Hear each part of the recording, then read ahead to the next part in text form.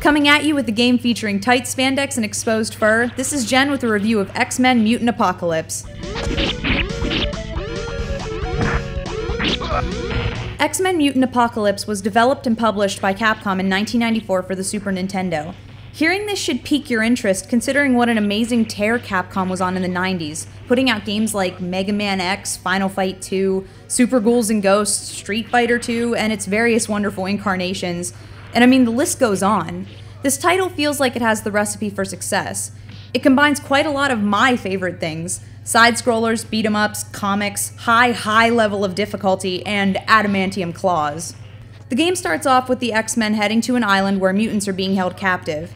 You pick a character, do their individual mission, and then report back for the big battle. If you run out of lives on a level, the game is over. Once you beat the individual missions, you can pick your favorite character and take down Apocalypse and Magneto.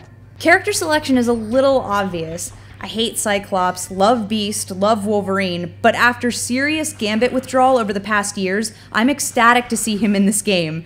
Am I slightly annoyed that we don't see Jean Grey, Storm, Jubilee, or Kitty Pryde? A little, but Psylocke is a babe and she's super powerful in this game.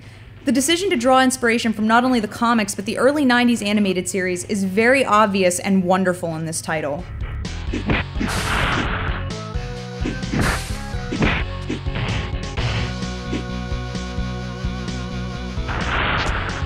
When the excitement of an early 90s X-Men title wears off, though, I have to come to terms with a few things.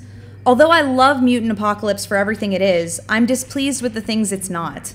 I recall a spectacular X-Men arcade game developed by Konami from years earlier that just puts this title to shame. I'm placing the blame squarely on the lack of multiplayer, because everything else about this game is just awesome. Mutant Apocalypse is a punishing title. You get 2 attempts at each level, and you have to pass every one to even have a chance at winning the game. Beating a level on your first try is tough, but if you learn where and what enemies appear and fight accordingly, you can make it to the boss fights. But even if you go into a boss battle with all of your health, that doesn't guarantee you'll put more than a dent in your enemy. It's a solid design. By mixing it up, Capcom keeps you guessing. Even knowing the basic attacks each boss does can't secure your safe passage through an area, as enemies mix it up like mad. I've said it before and I'll say it again. I love it when a game kicks me around and makes me say uncle.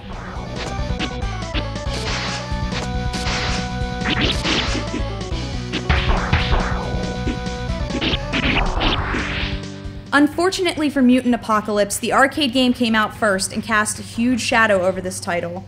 The game is fun, don't get me wrong, it just leaves me wanting. So for what it is, Mutant Apocalypse is a solid title to play, just don't compare it to others in the series. Now that I'm done with the game, I'm going to go tape knives to my hands and pretend I'm Wolverine for a bit. See you guys later.